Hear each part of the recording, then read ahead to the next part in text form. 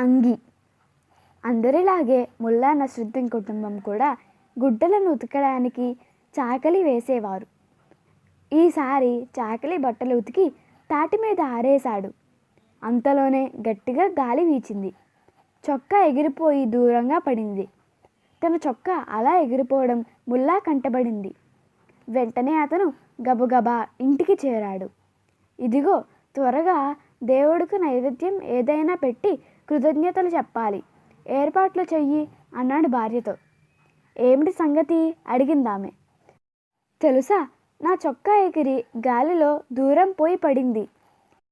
అయితే ఏమిటట అడిగిందామె. అంత నిర్లక్ష్యమా?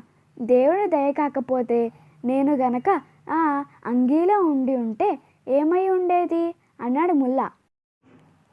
అంగి అంటే చొక్కా గురించినదే మరో సంఘటన.